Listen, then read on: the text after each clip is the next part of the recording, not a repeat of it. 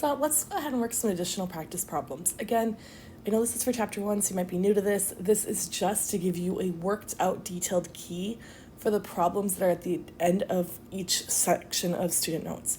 You can go to this link here, the YouTube video. At that list, you will find a playlist that contains all of them for all the chapters that we have in this class. So if you don't want to watch the video, I don't care, but you're welcome to fast forward through and see what the answers are. I don't share the answers outside of this because I find for a number of students it to be beneficial for them to see the explanation or hear the explanation for each question. So let's go ahead and work on it. First up, we just have a series of calculations. Big part of chapter 1 is really looking at sig figs and looking at dimensional analysis, getting comfortable with some calculations. So I've got 4.932 times 39.47 minus 3.21. I want to complete this calculation. At this, I am looking at sig figs. Can I do my sig figs correctly? We do have to follow the orders of PEMDAS. So remember, parentheses, exponent, multiplication, division, addition, subtraction. In this question, we've got what we call a combined step. So we have multiplication and subtraction both happening.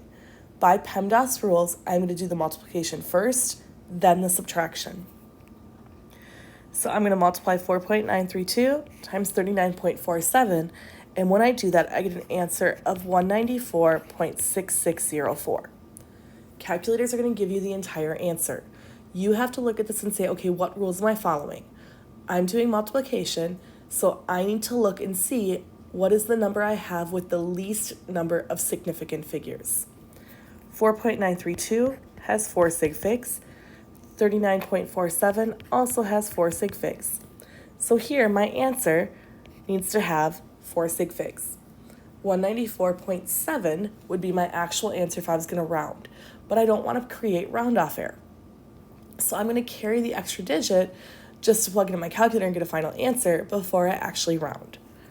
I'm going to subtract from this that 3.21 and get a calculated answer, 191.45604. Now I'm doing subtraction, so now I have to remember the addition-subtraction rules.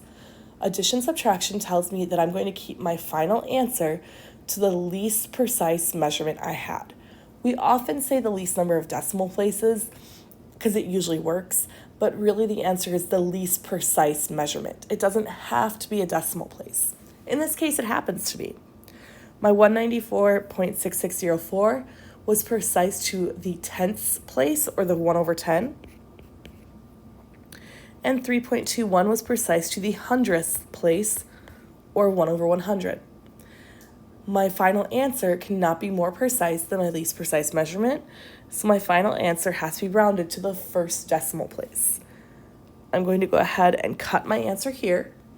Now I'm going to have to round, right? The first number that I'm getting rid of is a 6, so I'm going to round up. My final answer to this question would be 191.5. Let's go ahead and do the next one. We've got 5.982 times 0.00201. This is just multiplication. This is the rule students like the most because it's the easiest to follow. I'm going to go ahead and do this. I'm going to plug it in my calculator, and I get 0.01202382. Again, way too many numbers there. Calculators don't care about sig figs, but we need to use our rules now and figure out what we have. 5.982 had 4 sig figs. 0.00201 only has 3 sig figs. Remember, it's just these numbers that are significant. So 3 sig figs. Leading zeros are not significant. If you're ever unsure, if I put that into scientific notation, those zeros disappear. 2.01 times 10 to the minus third. 1, 2, and 3. So the zeros, captive zeros, or zeros stuck between two integers, those are significant. And then, of course, trailing zeros, it depends on the rules if there's a decimal place or not, and an integer or not. But here, 0.00201 does have 3 sig figs. So 3 sig figs is less than 4. I'm going to round this number to 3 sig figs. 1, 2, 3. Remember, leading zeros are not significant. They're significant in the fact that their placeholders tell me how precise my measurement is, but they're not significant when it comes to sig figs. I could also, again, write this number as 1.20 2382 times 10 to the minus 2. So if you're ever unsure, 123, 123. I'm going to cut my number right here. The first number I'm going to drop is a 2. We don't care after the 2. We don't care what the number is after the 2. Just the 2. It's below 5, so we're going to round down. My final answer here, 0.0120, or if you're more comfortable, you can report it in scientific notation, 1.20 times 10 to the negative 2. I don't care which way you write it, scientific notation or regular. I tend to write them regular unless I need scientific notation, but it's up to you. Okay, I'm going to go ahead and move some of this down a little bit just to give some space, because otherwise it gets too cluttered for my brain.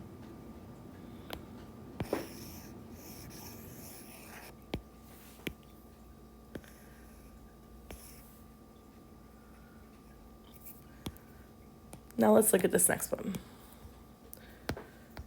I need to move the screen up a little bit. I apologize. I can't write at the bottom of the screen. We've got 4.953 plus 9.20 divided by 11.315. I need you to remember that when you have a division sign like this, if you have addition or subtraction in the numerator or denominator, that is acting as a parentheses. So I don't have to write the parentheses here for it to be implied. But that means by PEMDAS rules, I have to do that addition first, then the division after. I'm going to add 4.953 plus 9.20, and I get 14.153. Now I'm going to look at my sig figs. The first number here was precise to my thousandths place, or my third decimal place. The second number was precise to my hundredths place, or my second decimal place. So my answer here is only precise to my second decimal place. I'm going to carry the 3 right now so that I don't create any round off error, but I'm not rounding yet. But because my number is now technically precise to this point, I know that this has 4 sig figs in the measurement. I'm dividing that by 11.315, which has 5 sig figs. I calculate this out, and I get a calculated answer, 1.250817499. I need to look at sig figs. I've got 4 or 5. I cannot have more than 4 sig figs in my final answer. 1, 2, 3, 4. I'm going to cut the answer right here. The first number I'm going to drop is an 8, so I need to round up, and my final answer here would be 1.251.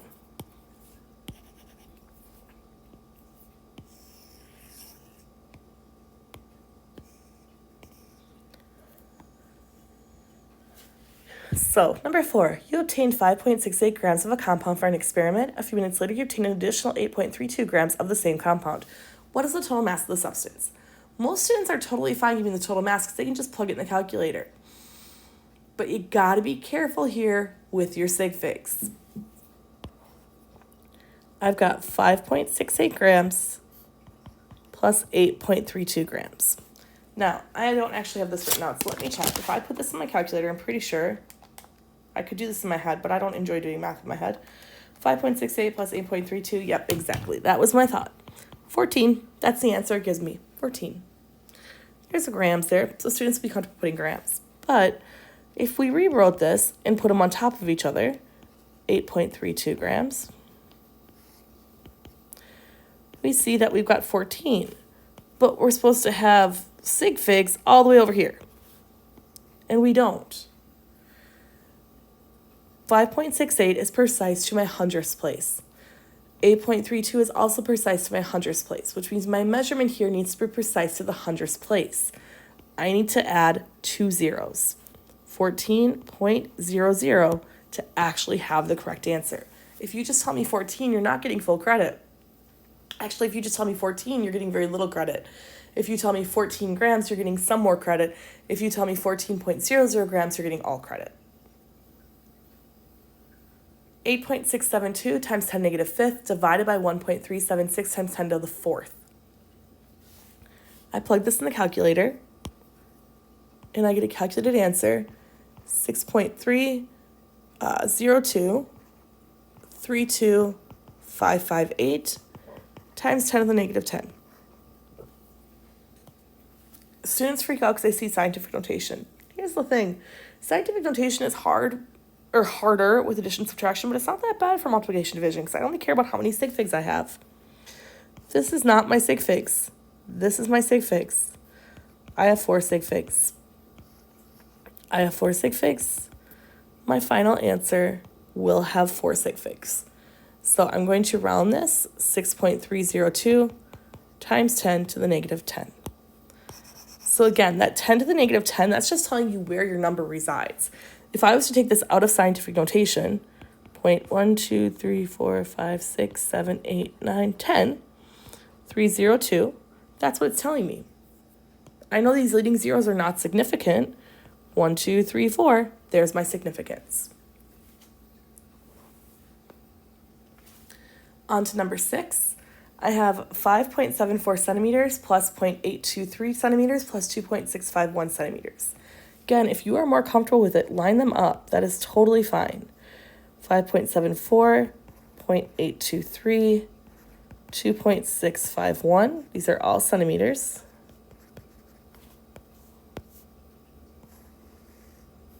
And draw the line. I'm going to get 9.241 as the answer.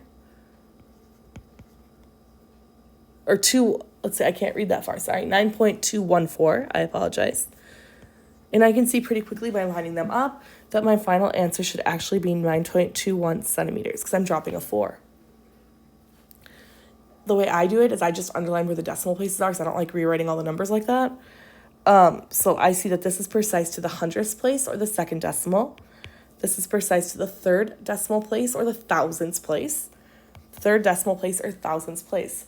So when I add this up in a calculator and I get 9.214, I know my final answer cannot be more precise than my least precise measurement.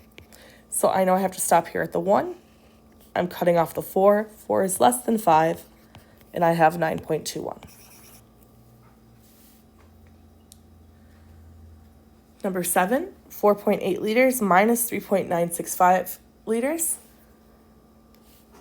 Calculate this out, and I get 8.765 liters.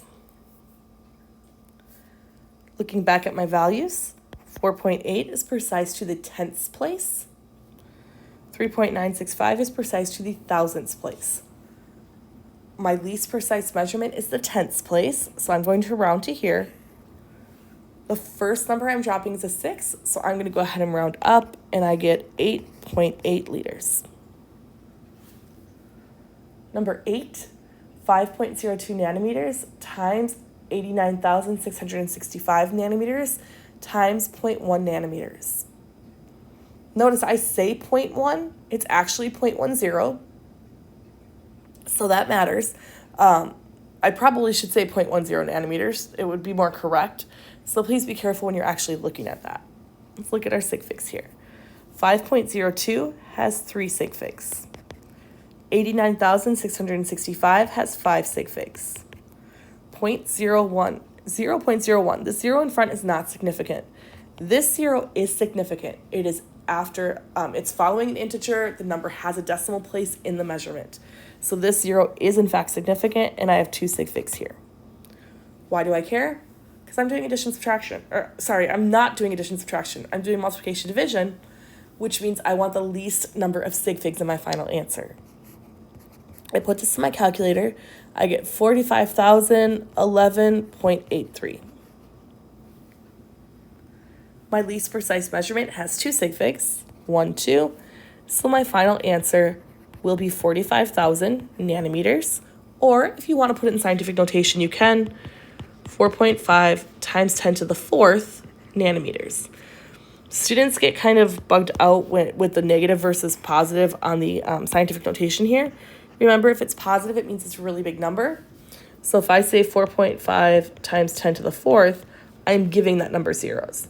So 4, 1, 2, 3, 4. I'm moving the decimal place 4 spaces. It started here, 1, 2, 3, 4. I drew that funny, I'm sorry. 1, 2, 3, and 4. If it was negative, 4.5 times 10 to the minus 4, I'm moving the decimal place the other direction. 1, 2, 3, 4. Those are definitely not the same number.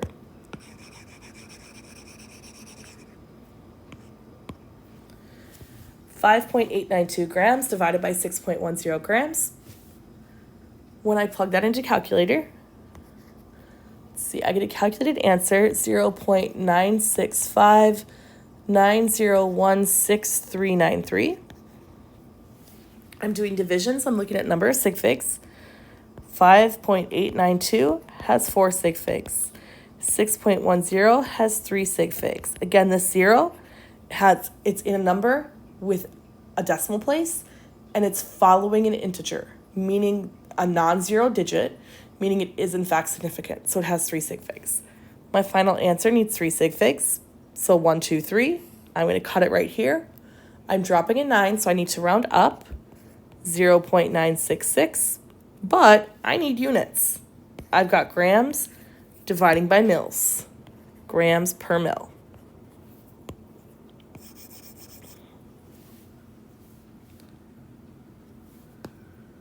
Okay, number 10. 2.526 divided by 3.1 plus 0.470 divided by 0.623 plus 80.705 divided by 0.4326. I gotta follow my PEMDAS rules. None of these division bars are connecting the numbers that are being added, meaning I need to do division first, and then I need to do addition second. Sorry, 1 second, I need to see the screen. There's a lot on this one. Okay, so 2.5, I'm going to do division first. I'm paying attention to sig figs. 2.526 divided by 3.1.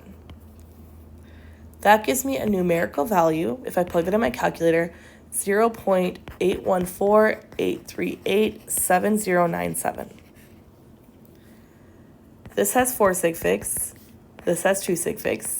So my final answer here has 2 sig figs.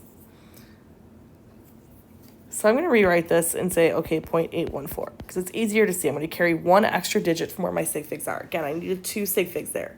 So 0.81 would actually be my answer, but I'm going to carry 1 more digit to avoid round off error. 0.470 divided by 0.623 gives me a numerical answer, 0.75441411252. This has 3 sig figs. This has 3 sig figs. 1, 2, 3. I would cut the number right here. 0.754. Carry 1 extra digit just to avoid round off error. And then 80.705 divided by 0.4326. So this answer here would be 186.5580213. This has 5 sig figs. This has 4 sig figs. My final answer needs 4 sig figs. So I'm going to carry the extra digit, 186.5. And then I'm just going to round that to a 6 because of the 8 right there. It doesn't truly matter. It won't create that much round off error either direction. But I'm going to add this together. Now again, what I do in a calculator is I plug this whole thing into a calculator first to get the real answer. But then I go back and look at my sig figs individually. If I plug this whole thing into a calculator, I would have gotten 188.1272741. But I need to look back and see, where are my sig figs at? This is precise to my second decimal place, or hundredths place. Second one was precise to my, so let's just mark that. So this would be, if my 0.81 was limiting my sig figs, I would go here. 0.754 is precise to my third decimal place. Okay. 186.5 is only precise to my first decimal place, meaning I really have to cut the number right here. My least precise of all of my measurements was this one. So I'm going to, the final answer here will be 188.1. And there's no units on this one because there was no units on the numbers. So my final answer, 188.1. I'm going to shrink all this down so you can actually see everything.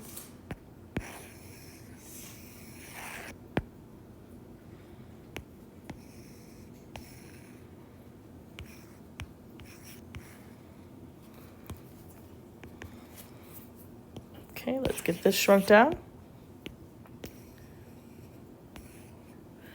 So again, I had to do that in a series of steps. If I look at number 11, 6.404 times 2.91 divided by 18.7 minus 17.1.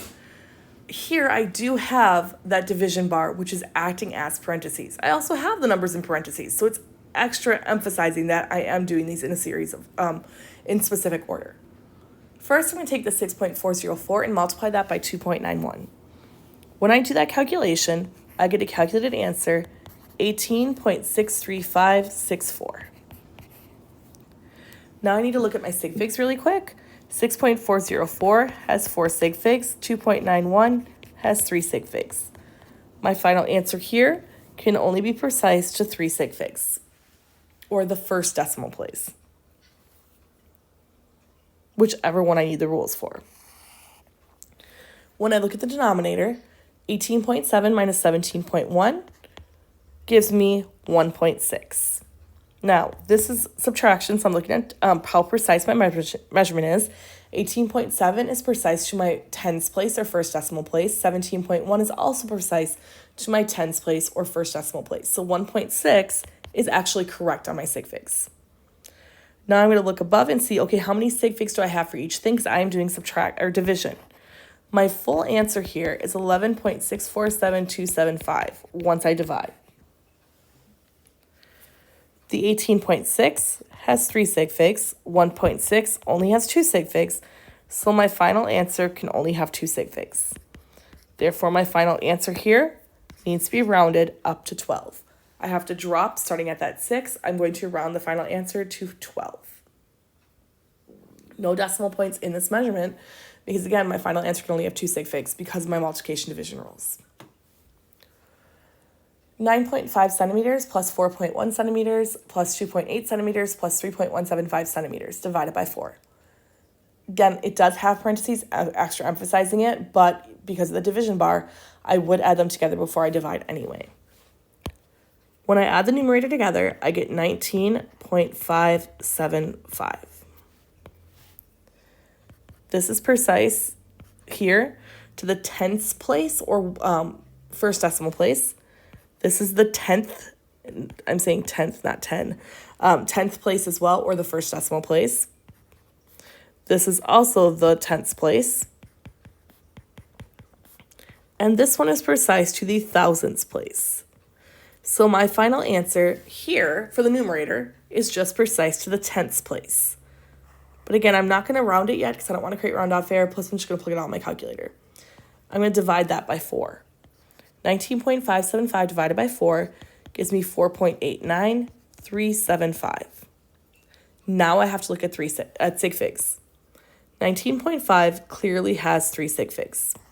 What about this 4? The 4 appears to have 1 sig fig, but what this is this is an averaging of measurements. How many measurements I take is an exact thing. I took exactly 4 measurements. That means this is not limiting sig figs. The 4 itself is an exact number. So only my numerator is limiting my sig figs. I need 3 sig figs in my final answer, and I get 4.89 centimeters. So notice that my average here is actually kind of a little more precise than 3 of my measurements, less precise than my last measurement. But that's because of the sig fig rules. Sig figs are giving us uncertainty within our certain numbers and our uncertainty within our digits. Okay, number 13. 9.875 times 10 to the second kilogram minus 9.795 times 10 to the second kilogram divided by 9.875 times 10 to the second kilogram. This one, truthfully, may be just easier to do if you take it out of scientific notation. I'll show it to you both ways. If I took this out of scientific notation, let's see, 9 times 10 to the second, so that would be 987.5 kilogram minus 9.795 10 to the second, 979.5 kilogram. Okay, so if and then the bottom, 9.875 times 10 to the second kilogram, 987.5 kilogram. It's a little easier if you just take it out of scientific notation when there's small numbers. When I do the subtraction on the numerator, I get 8.0. I get 8, truthfully. 987.5 minus 979.5 gives me 8. But I need to keep this to the first decimal place, right, for the precision. So I'm going to say 9.8 kilogram. Then divide that by the 987.5 kilogram times 100%. I get an answer. Let's see. 0.8101268. And that is percent on unit. So now I'm looking at sig figs. This has 2 sig figs. This has 4 sig figs. Keeping my final answer to 0.81%. If you didn't want to take it out of scientific notation, though, if the numbers are really big, it's hard to see the scientific notation, really big and really small. So pause the video if you need to write all that down quick, because I'm going to erase it so I can show it to you through the other method I showed you guys on the approximation method with sig figs. So this 2 is telling me the position of the 9 here, which means this 8 is 10 to the 1, 7 is 10 to the 0, and 5 is 10 to the negative 1. 10 to the negative 1 is your deci position. This 2, again, goes to this 9, 7, 10 to the 1, the 9 here, 10 to the 0, and the 5, 10 to the negative 1. So when I subtract that, again, my calculator just tells me 8 for the numerator. I know that my measurement needs to be listed to the 10 to the negative 1 position, or the deci position.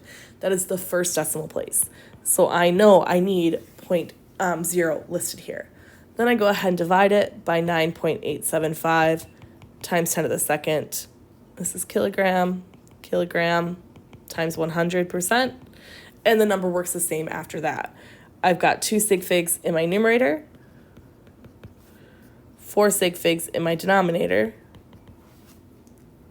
Overall, my answer would be 0.81. And here, my units is percent, because notice the kilograms have canceled out. Sometimes it's easier to take it out of scientific notation. Sometimes it's not. It really depends on the question. Number 14, convert 1.76 picometers to centimeters. First thing I'm going to do is write down what I want to find. I want to find centimeters. The second thing I'm going to do is write down the measurement I'm provided. 1.76 picometer. Picometer is one that I always mess up. I mix up pico and nano, so try not to do that. Nano is 9, N for nano, N for 9. Pico is negative 12. So what that means is that 10 to the negative 12 meters equals 1 picometer.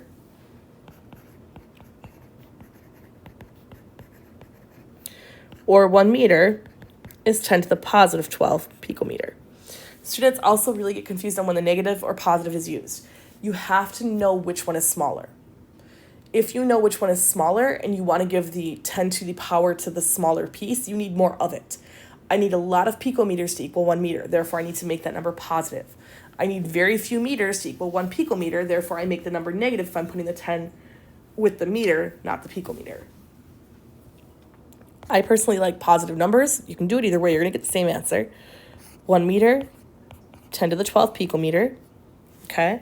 So what I mean by that is I could also say 1.76 picometer times 10 to the negative 12 meter to 1 picometer. Move these over. Now, at this point, what this has done is canceled my picometer.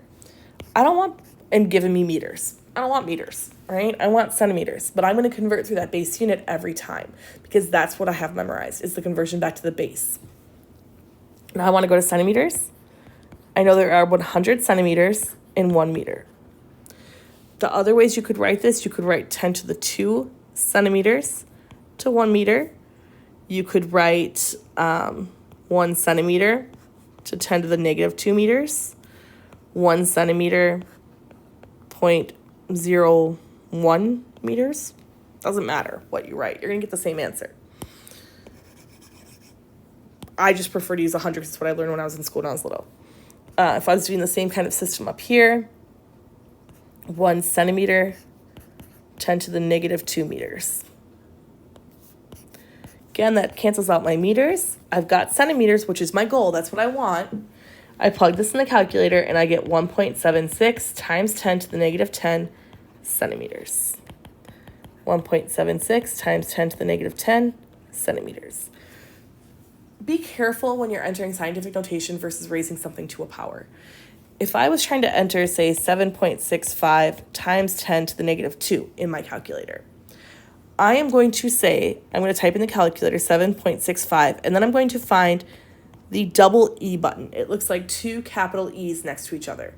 That's what most calculators do. Some say SCI for scientific, most say double E. And then I'm going to enter negative 2. If I'm trying to do something where I'm doing like 10 to the power of 12 with no number in front, so let's say I'm trying to say 1.76 times, so I'm going to enter this in the calculator, 10, and find a little caret button, or what we call a caret. It looks like a little partial triangle button. 10 to the 12. Sorry, this is divided. This is definitely divided time. I apologize. I wasn't reading what I was doing. Divided by 10 to the raised to the 12th times 100. That's how you're going to get that answer. So practice it. If you're not sure what you're doing, you can't figure out on your calculator, come see me. Get some help on this, okay? Come see a tutor, whatever you need to do. But come get help on this before you get to an assessment, a quiz, or an exam so you know how to use your calculator. Because it can get a little confusing until you got it down. Now that I made a giant mess all over the page, I'm going to go ahead and erase that so we can do the next question. Convert 43 degrees Celsius to Kelvin. So remember, Kelvin is equal to degrees C plus 273.15. That is precise to the second decimal place in case you weren't sure. So that is a measurement. It's not an exact number. I've got 43 degrees C plus 273.15 gives me 316.15. My 43 was precise to the ones place, so my final answer can only be precise to the ones place. I'm going to go ahead and round this to 316 Kelvin. I'm rounding down because I'm dropping a 1. I don't want to draw on the decimal place itself. The boiling point of liquid nitrogen is negative 196 degrees C. What is the temperature on the Kelvin scale?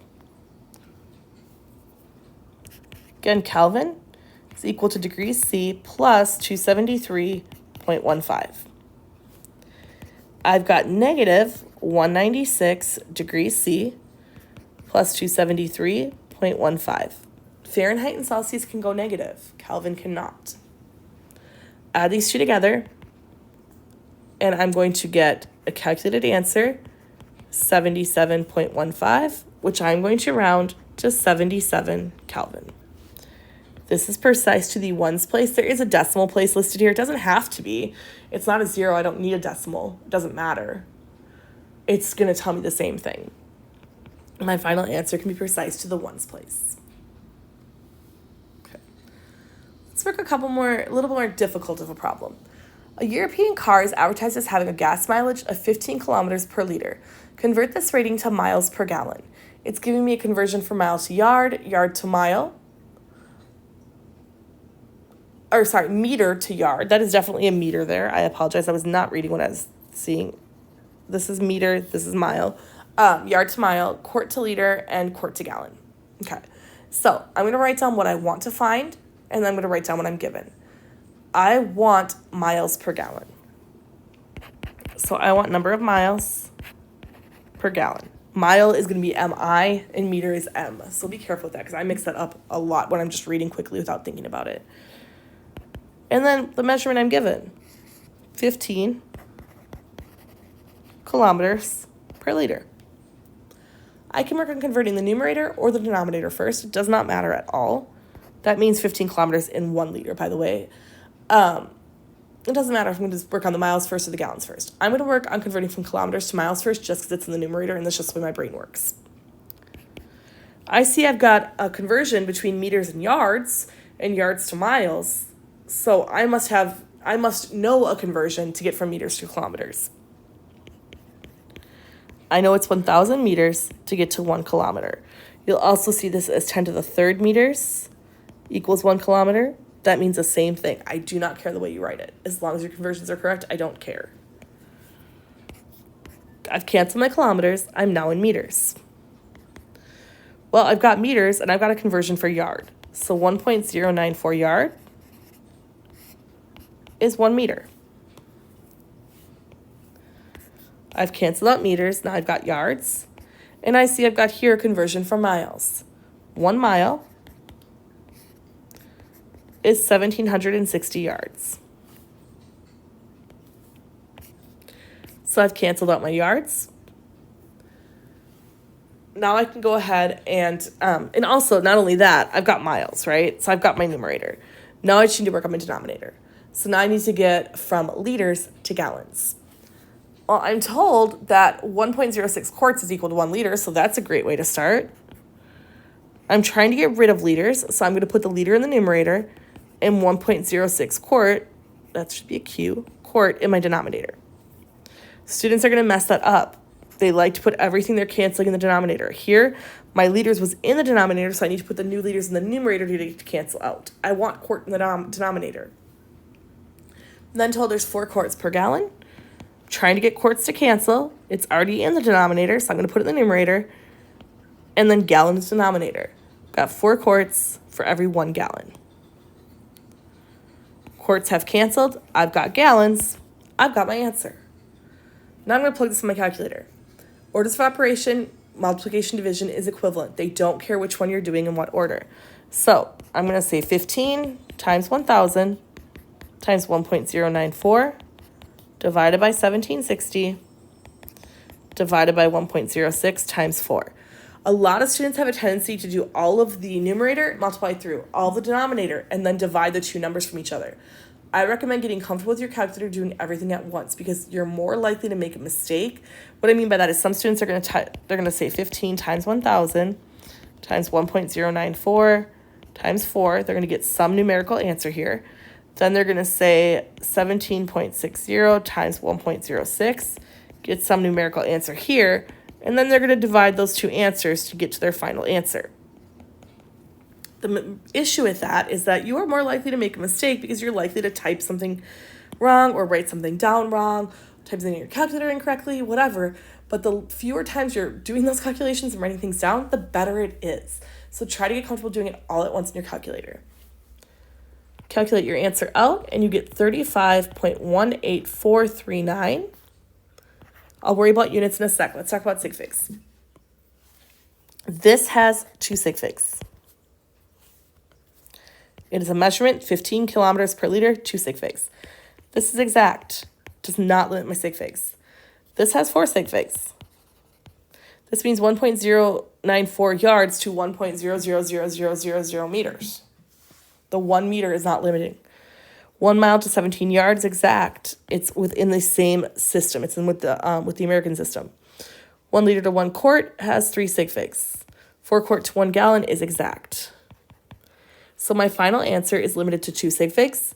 I'm going to have 35, and then I look and I'm like, my units, miles per gallon. I know because I've circled them to remind myself where I'm at. And now I have an answer. 35 miles per gallon. 15 kilometers per liter doesn't sound great, but 35 miles per gallon, that's actually not a bad deal on cars lately. So, good job. Go ahead with that. Let's work another one. The density of pure silver is 10.5 grams per centimeter cubed at 20 degrees Celsius. If 5.25 grams of pure silver pellets are added to a graduated cylinder containing 11.2 mils of water, to what volume level will the water in the cylinder rise? Okay, I want you to try to draw a picture. I want you to try to see this in your mind. So it's telling me a lot of things here, right? It's telling me the density of pure silver is 10.5 grams per centimeter cubed at 20 degrees C. The temperature is not important in the calculation yet. We haven't done things with temperature yet anyway, so that's probably a clue that you probably don't need it. The reason it's reported is density is temperature dependent. The volume of a species is temperature dependent. So you will often see the density reported at a specific temperature.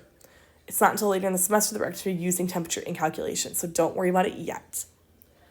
We've got 5.25 grams of pure silver pellets. Okay, cool. So I've got 5.25 grams of silver added to a graduated cylinder that contains 11.2 mils of water.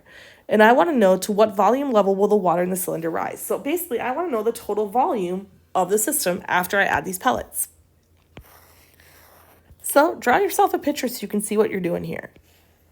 You've got a graduated cylinder with 11.2 mils of water in it. To this cylinder, you are adding 5.25 grams of silver, and then you will have a new volume, right? We want to know what the total volume is here after the addition of the silver. Well, how am I going to find that out?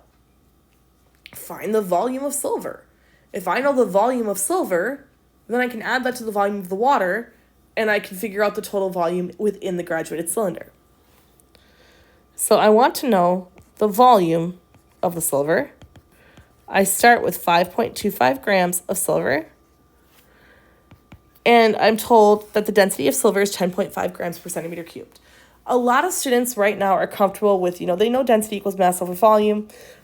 They make the little triangle, they convert between them. That's fine, but I want you to start doing this in dimensional analysis because you're going to be using density as conversion factor throughout all of Gen Chem. Gen Chem 1, Gen Chem 2, you're using density as conversion factor. Start getting comfortable doing it to dimensional analysis. What I mean by that is the way I'm going to write it out now. 5.25 grams of silver times, I'm trying to get rid of grams, so I'm going to put centimeters cubed in my numerator. 1 centimeter cubed to 10.5 grams.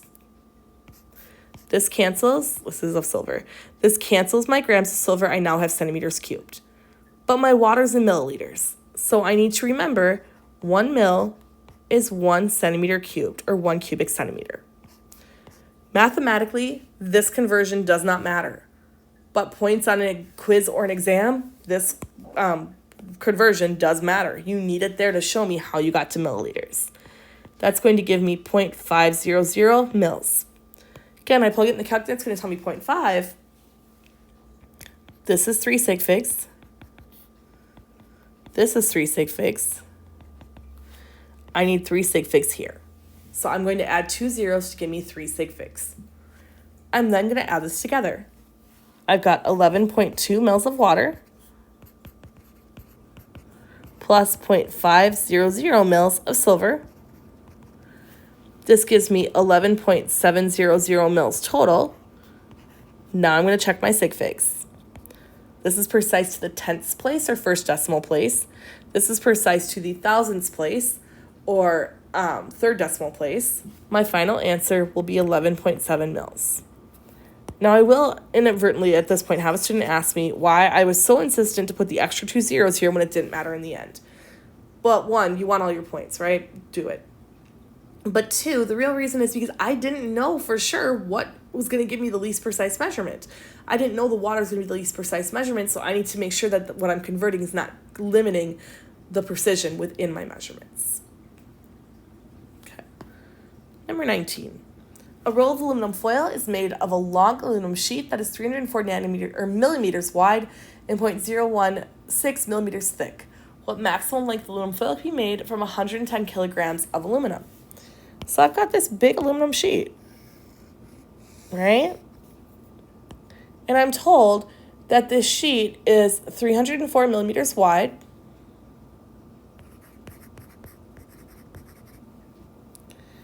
and the thickness on this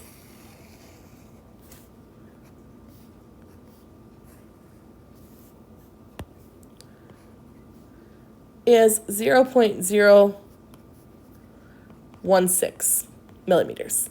I want to know how long is this?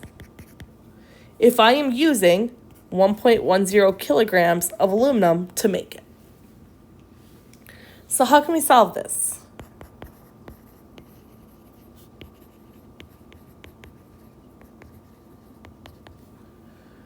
We're going to use density to relate mass and volume.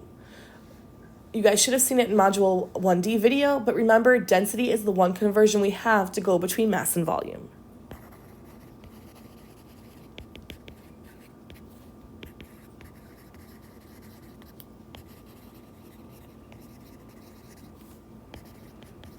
How do I know I need to go to volume? Well, 1, I'm giving you the cube, sphere, and cylinder just in case you need them here. It's kind of a hint. But 2, I've got the width and the height. I need to know length. That is volume. If If you have the length times the width times the height of a rectangle, that is the volume of that rectangle. So I need the density of aluminum, which was not provided. Now, on a quiz or exam, I would give it to you, yes. But on homework, it's often not provided. So we're going to solve for volume.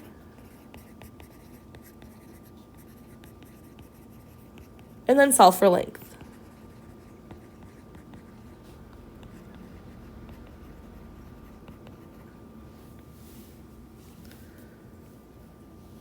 Let's look at our volume. I'm going to do millimeters cubed for volume, just because my other measurements are in millimeters anyway. Why not make it easy on myself? Okay, so I've got 1.10 kilograms of aluminum, and I want to get this to millimeters cubed. How am I going to get the kilograms to millimeters cubed? Well, 1,000 grams aluminum to 1 kilogram aluminum. Now I can use my density. This has canceled out my kilograms. Now I can use density. I'm trying to get rid of grams and get to centimeters cubed. So I'm going to put 1 centimeter cubed in the numerator, 2.7 grams in the denominator. Again, this is of aluminum. And right now, it doesn't matter too much if I'm writing aluminum there, but very, very soon we're going to be writing between different species, so you're going to want to be writing your species down as well. I've got centimeters cubed, and I want millimeters cubed. I know that there's 10 millimeters for every 1 centimeter, but that doesn't cancel. I want centimeters cubed, which means I need to cube this thing. That cancels my centimeters cubed. Remember when I write that, that really means 10 cubed millimeters cubed over 1 cubed centimeters cubed. That's very important when you put it in your calculator. And I'm going to get 407.4074. So it's just repeating itself at that. Millimeters cubed. And I'm going to have to make space in just a sec. But let's talk about something here. Calculating this in your calculator. 1.10 times 1,000 divided by 2.7 times 10 raised to the third. If you're not sure to do it in the calculator, look for that little triangle button. If you don't see a triangle button, you may see an x to the y. That is the same equivalency of the triangle button. If you're still not sure, you can do it separately, but otherwise come see me and I'll help you guys, okay? We'll figure out your calculator together. Make sure you're checking these numbers on your side and that you're getting the same answers. I now know my volume. What do I do with that? I'm going to use that to find the length I need. I know 407.4074 millimeters cubed is equal to my length times my width times my height. I forgot to talk about sig figs really quick. This is exact. This is 2 sig figs. This is exact. This is 3 sig figs. Technically, I should look up a density that has more than 2 sig figs. Aluminum's density is known to more than just 1 decimal place, yes. I didn't because I know I'm going to need 2 sig figs later on because of the 0.16. It's going to limit it anyway, so it didn't matter. But truthfully, you should not let your density limit it. You should let your measurement limit your sig figs. But alas, we do have 2 sig figs here. So I'm going to underline the 0 here to emphasize where the sig figs are. I'm going to solve for length. So 407 millimeters cubed divided by 304 millimeters divided by 0.016 millimeters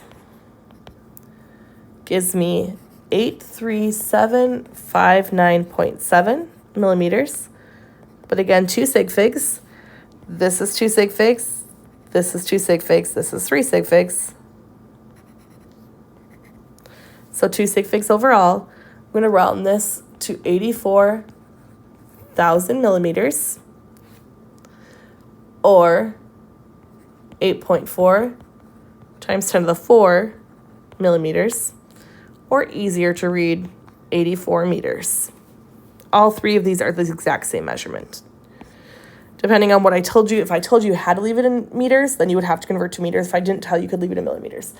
But I also want to talk about plugging this in your calculator. Students are going to mess this up as well. So here, what I'm talking about now is this portion here, plugging this in. Plug it in correctly. This is equal, the way you plug this in, 407 divided by 304 divided by 0.016. Do not do 407 divide by 304 and multiply by 0.016. This is not correct. You cannot multiply here. You are dividing this value by both of these, okay? So it looks like they're multiplying, yes, but they're both dividing into 407. Be careful with that. Students will do that wrong all the time. But anyway, what maximum length aluminum foil can be made from 1.10 kilograms of aluminum? 84 meters. We can make a total of 84 meters. What about this iceberg problem? Students don't like the iceberg problem. It's a challenge, more challenging problem. I don't know if it's cumulative or challenge, but it's one of the two in your textbook. An iceberg has a volume of 7,655 cubic feet. What is the mass of the ice in kilograms composing the iceberg? Hint, the density of ice is 0.917 grams per mil at 0 degrees Celsius. So, what am I trying to find? I'm trying to find the mass of the ice. Sometimes I'll go through these two and just highlight what am I trying to find. I'm trying to find the mass of the ice in kilograms. Then I'll highlight what's important. It's telling me the density of ice, 0.917 grams per mil, 0 degrees C. I don't really care about the temperature right now. And I have a volume of 7,655 cubic feet. Okay, so what am I trying to find? Kilograms. What am I starting with? 7,655 feet cubed. How am I going to get from feet cubed over to kilogram? Well, density is definitely going to help me, right? But my density is in milliliters. I'm in feet cubed. I need to get this measurement into milliliters so that I can get density used to get over to grams to then eventually get to kilograms. So I'm just going to start chugging away at it to figure it out. I know that 1 foot is 12 inches. That doesn't quite cancel. I'm going to have to cube that. Remember, that's the equivalent of 12 cubed inches cubed over 1 cubed, which is just 1, times feet cubed. Cancel out my feet cubed, okay? Now I'm in inches. How does that help me? Still not to mils. I do know that 1 mil is 1 centimeter cubed. And I do know that 1 inch is 2.54 centimeters. So I'm going to use that conversion. I'm trying to get rid of inches. So I'm going to put centimeter in the numerator, 2.54 centimeters to 1 inch. But again, I have inches cubed. I need to cube this. This is the same as 2.54 quantity cubed, centimeter cubed, 1 cubed, inches cubed. This cancels out my inches. Now I've got centimeters cubed. Now I can say, well, 1 mil is 1 centimeter cubed. Cancel out my centimeter cubed. Now I got mils. Now I can use my density. 1 mil would weigh 0.917 grams.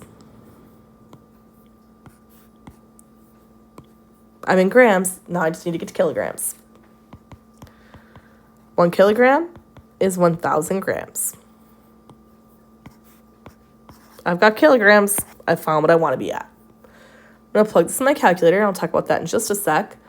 198,773.9 kilogram. Let's look at sig figs quick. This has 4 sig figs. This is exact. This is exact. This is exact. This is exact. This has 3 sig figs. This is going to limit my answer. So I'm going to round my answer here. 199,000 kilogram. Or you could say 1.99 times 10 to the 5th kilogram. And both of those would be correct answers. They're saying the exact same thing. Now plug it in your calculator. Be careful with this because, again, students are going to mess this up. And I just say that from experience. Type in 7655 times 12 raised to the third times 2.54 raised to the third times 0.917 divided by 1,000. Or 7655 times 12 xy 3, if that's the button you have to use, the xy button, times 2.54 xy 3 times 0.917, I forgot the 1 in there, divided by 1,000. Practice it. Get your calculator doing what you want it to do so that you know how to use it appropriately, okay? If you can't figure it out, come see me. Okay, this is probably the student's most hated problem there is. The galena problem. Everyone knows the galena problem, and none of them like it. Lead metal can be extracted from a mineral called galena, which contains 86.6% lead by mass. A particular ore contains 68.5% galena by mass. If the lead can be extracted with 92.5% efficiency, what mass of ore is required to make a lead sphere with a 5 centimeter radius? The question is overwhelming. I know the question looks overwhelming, but I also know you guys can do it. So let's go ahead and start looking at this. What does this mean? Over here, pictured on the side, is something that's not directly to this question, but similar. First, just talking about an alloy. So in other questions, we could be doing an alloy. An alloy is just a homogeneous mixture of a metal. So for example, sterling silver is a silver alloy. It contains 92.5% silver by mass. It's just a mixture. That's what's happening here is lead can be extracted from some kind of rock or some kind of ore. When we have percentages, those can be used as conversion factors. So we can say like 92.5 grams of silver per 100 grams of alloy, or 100 grams of alloy per 92.5 grams of aluminum. And we're going to take advantage of that thought in this question. But I want you to draw a picture. So basically, a lot of the metals we have are actually trapped in rock or trapped in ore, and we do different things to extract them out and be able to purify the material and then use the metal for something else. So I've got this piece of material, which is an ore. So think about it like a rock. That 68% of it is galena by mass. Which means if I had 100 grams of ore, I would have 68.5 grams of galena, which is the mineral within that rock, which means all of this is just other stuff, right? I care about the galena. Within that galena, though, 86.6% of the galena is comprised of lead. So for every 100 grams of galena, I would have 86.6 grams of lead. I want to extract the lead from that galena and make a sphere. I want to make some little ball. That's not really looking like a sphere, is it? I want to make some sphere that's just lead, but specifically has a 5 centimeter radius. And I need to know how much ore is needed to make this lead with this radius. Well, 100 grams of galena will contain 86.6 grams of lead, but it tells me it can be extracted with a 92.5% efficiency. What that means is that out of that 86 grams of lead extracted,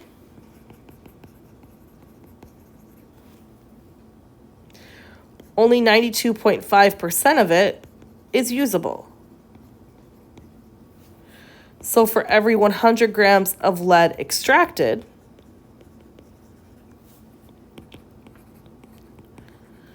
92.5 grams of that lead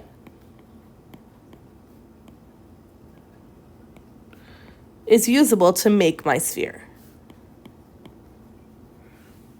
So these are all conversion factors.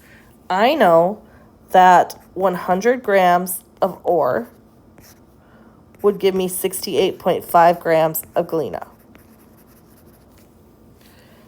I know that 100 grams of galena will give me 86.6 grams of lead.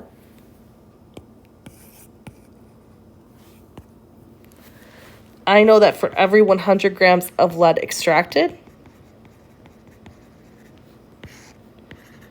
I'm able to use 92.5 grams of that lead. So of this lead not used, this is the amount of lead that's actually used out of the ore. I know this is hard to think about, and I have to erase this because I need to write on the slide.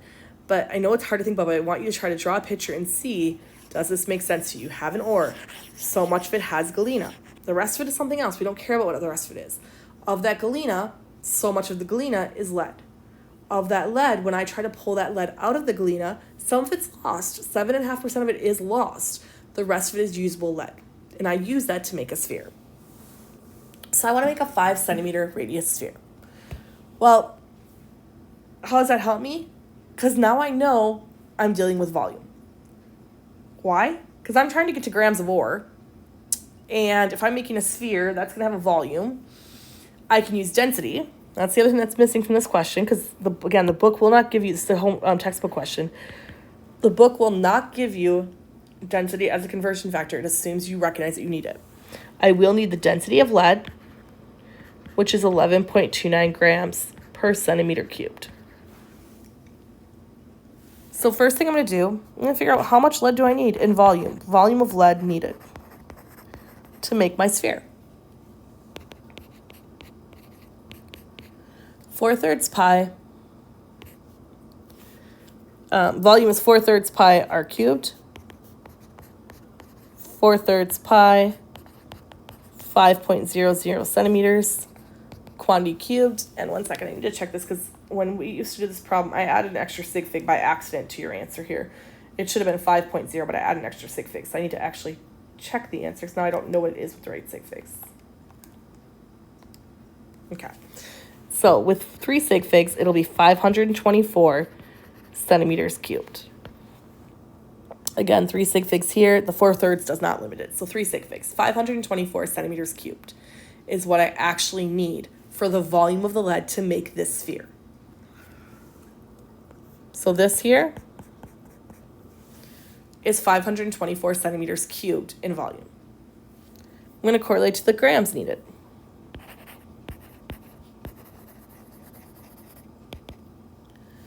If I have 524 centimeters cubed,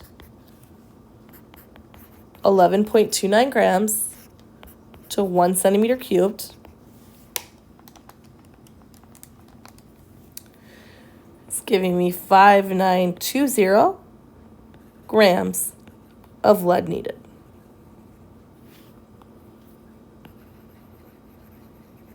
So I need almost 6,000 grams of lead to make this thing. That's a lot of lead. Well, kind of. Grams aren't too heavy, I guess.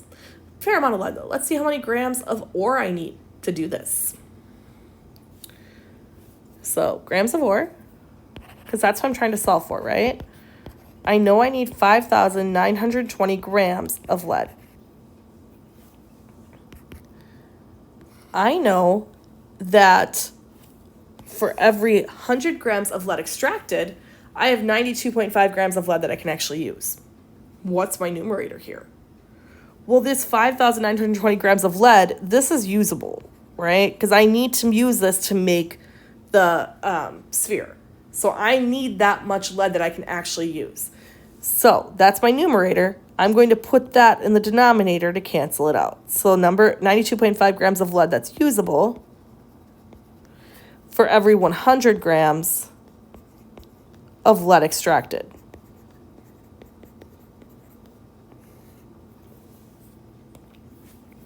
Grams of lead usable, grams of lead usable. Now I know how much lead I actually need to extract from the galena, accounting for that difference in the amount that's lost from the extraction. That means that this lead here is the lead that's extracted, not usable. Because I then take that lead that's been extracted, and remember, I've lost some of it. So for every 100 grams of galena, it contains 86.6 grams of lead, but that's lead that's extracted, not lead that's actually usable. 86.6 grams of lead extracted.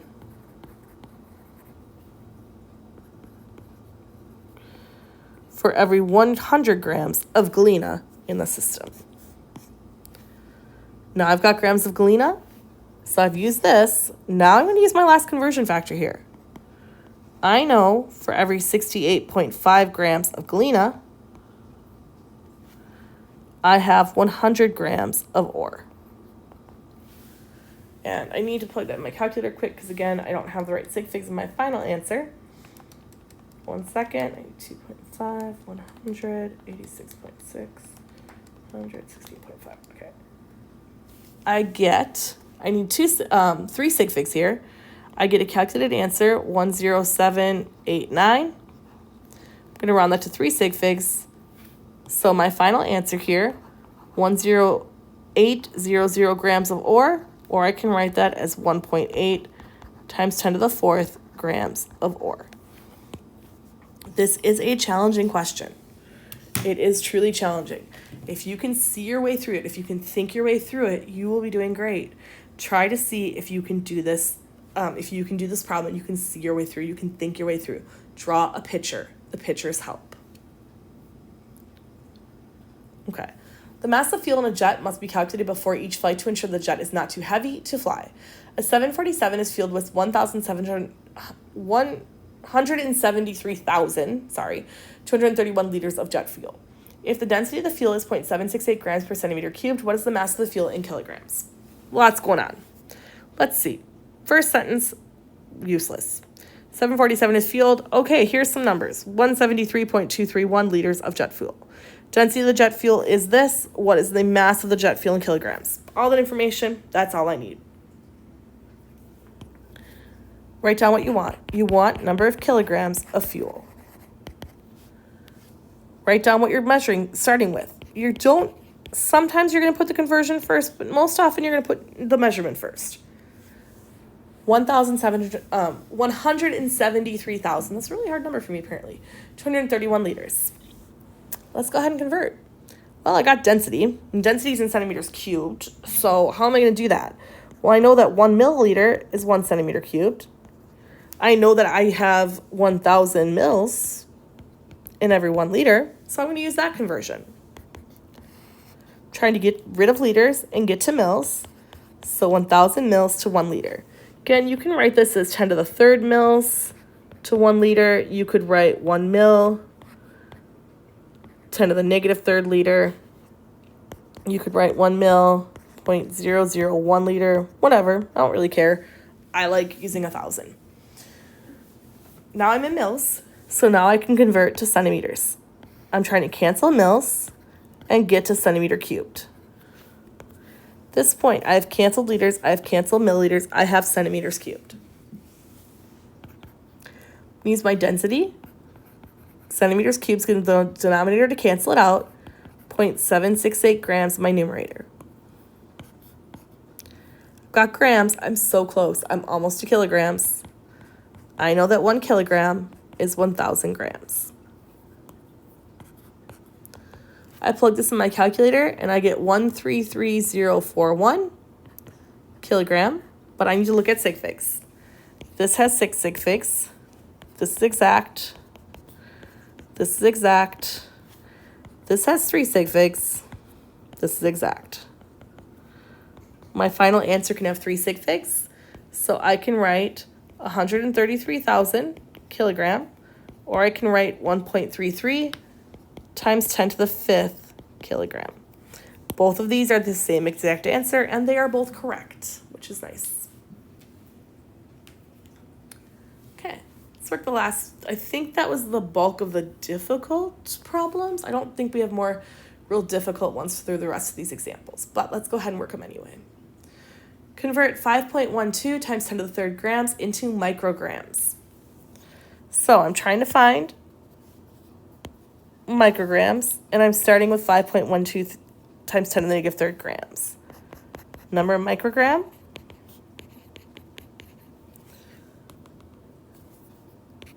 (5.12) times 10 to the negative 3rd gram. I know it takes 10 to the 6th microgram to to equal 1 gram. Takes a lot of micrograms to equal to 1 gram. I calculate this out. I get 5,120, 3 sig figs in, 3 sig figs out, microgram. Or I could write this as 5.12 times 10 to the third microgram. Either one would be correct. The 0 here is not significant.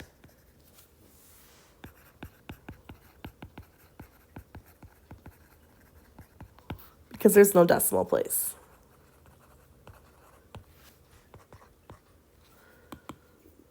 Or no decimal holding the 0 in place. Convert 435 centimeters to kilometers. So write down what you're trying to find. Trying to find number of kilometer. You're starting with 435 centimeter. I'm going to convert through the base unit first. I'm going to convert through meters. I know 1 meter contains 100 centimeters. Now I'm ready to convert to kilometers. I know that 1 kilometer, that is a lowercase k, I'm bad at writing as lowercase though, is 1,000 meters. Calculate this out, and I get 4.35 times 10 to the negative third kilometers.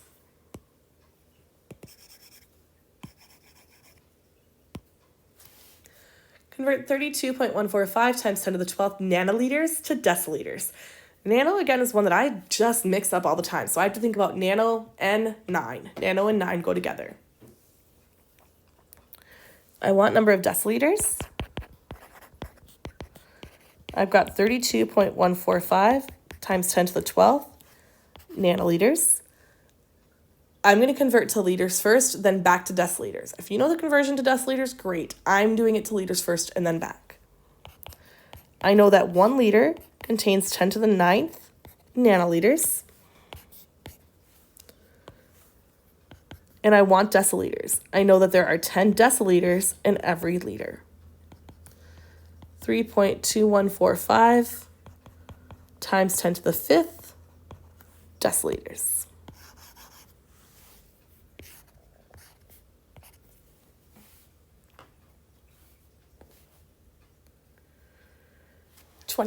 We are almost done. There's only 28 examples. 26, determine the volume of an object that has a mass of 455.6 grams and a density of 19.3 grams per centimeter cubed. So I want volume.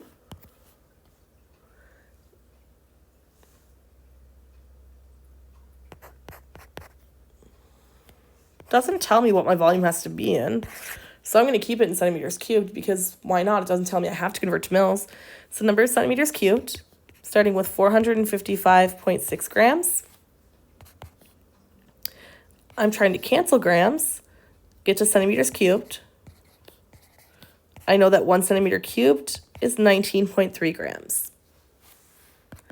Calculate this out. I get 23.606,21762.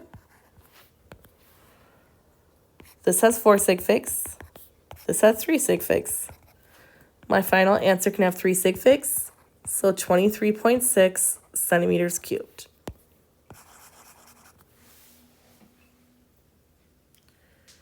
The density of lead is 11.3 grams per centimeter cubed. What mass of lead is required to make a 1 centimeter cubed fishing sinker? So I want to know mass, number of grams of lead. I want to make a 1 centimeter cubed fishing sinker. So I'm trying to get to grams. I'm trying to get away from centimeters cubed. I know 1 centimeter cubed is 11.3 grams. So it would be 11.3 grams of lead that is required.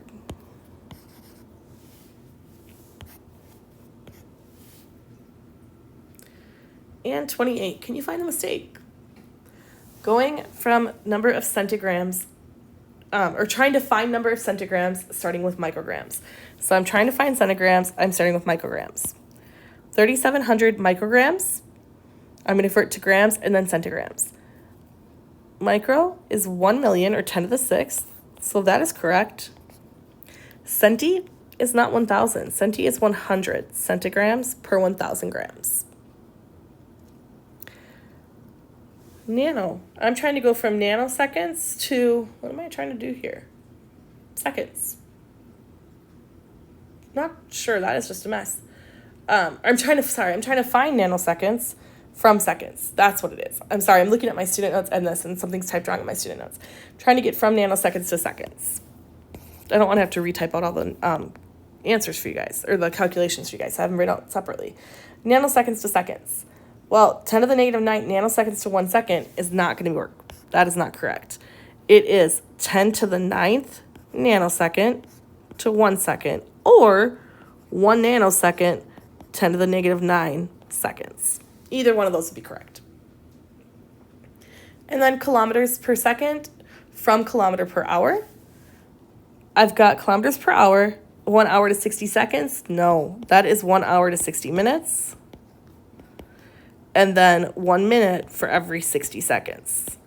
Or you can write 1 hour for every 3,600 seconds, whichever one you'd prefer.